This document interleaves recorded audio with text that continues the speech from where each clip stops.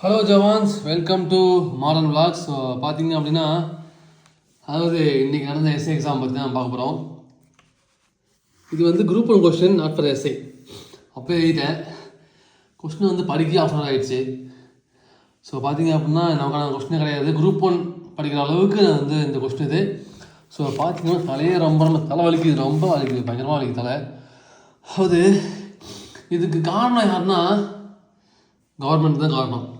கரெக்டாக ஒரு சேர்மன் போட்டு கரெக்டாக சிலபஸ் கொடுத்து பண்ணல. அவங்க இஷ்டத்துக்கு கொஸ்டின்னா சயின்ஸில் என்னங்க இது கொஸ்டின்? இது ஏதோ ஈக்குவேஷன்லாம் வந்து ஏதோ நீட் எக்ஸாம் எழுதுறவங்க இருக்குங்க.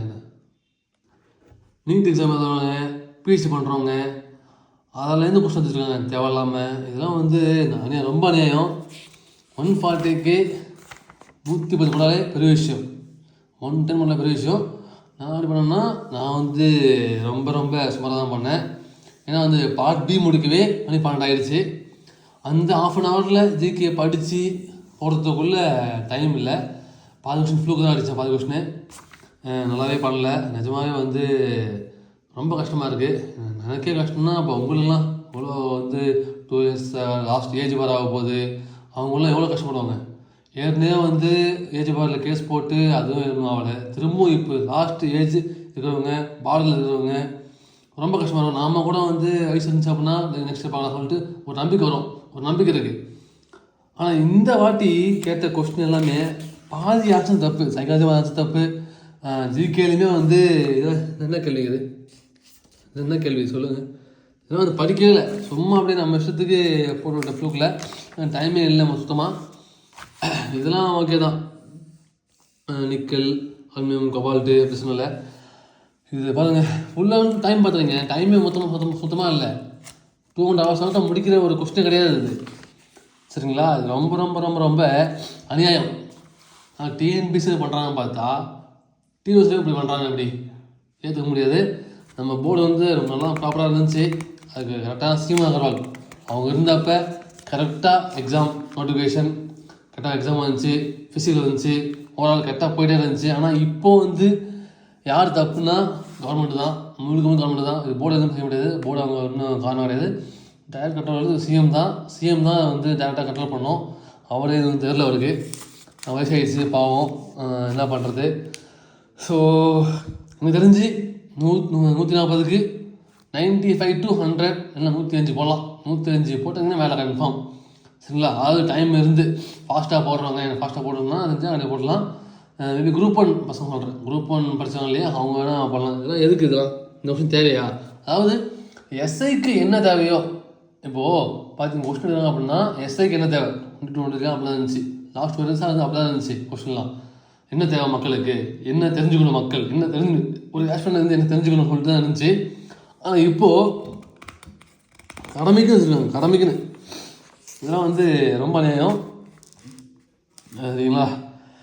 ஸோ ரொம்ப டைம் இல்லை தான் சொல்லுவேன் நான்.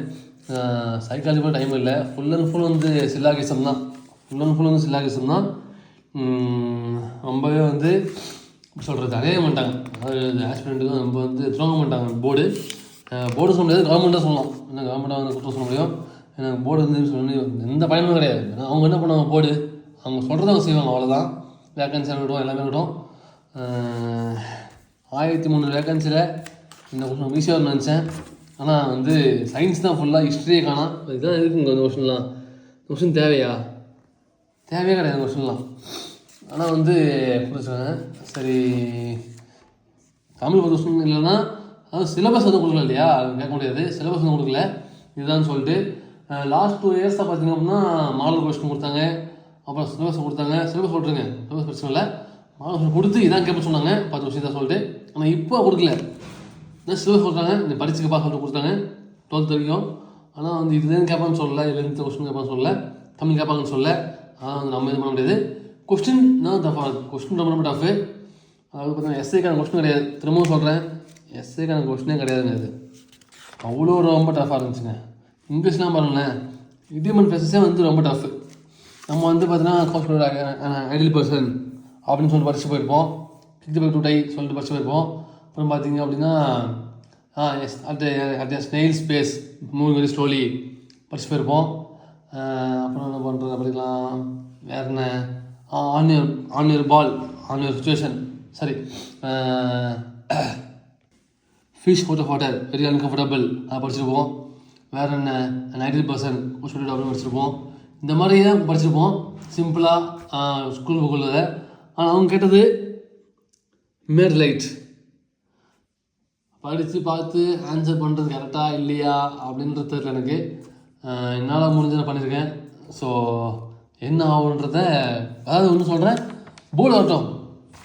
அதை பார்த்தீங்கன்னா போர்டு வரட்டும், ஆன்சருக்கு வந்து போர்டு வரட்டும். அப்புறம் பாருங்கள், இந்த இன்ஸ்டியூட்டில் கொடுத்து வந்து பார்க்காதீங்க, மேக்ஸிமம் தப்பாக தான் இருக்கும். அதனால் வந்து இன்ஸ்டியூட்டில் கொடுத்து பார்க்காதீங்க. நாளைக்கு வந்து தமிழ் பார்க்கலாம். அவங்களுக்கு நான் வரேன், போட்டு வந்து நான் வந்து ஆன்சருக்கு அவங்களுக்கு கொடுக்குறேன். இது வேஸ்ட்டுங்க. நிஜமாகவே வந்து போர்டு கொடுத்த ஆன்சர் தான் பெஸ்ட்டு, உண்மையான ஆன்சருக்கு. இவங்க இன்ஸ்டியூட்டில் கொடுத்து தான் சும்மா வியூஸ்க்காக விடுவாங்க. தயவு செஞ்சு வேணாம், நான் சொல்லுவேன். சரி, ஓகே, போதும், இது எதுவும் பேசுனது போதும் தெரிஞ்சு சொல்லிட்டேன்.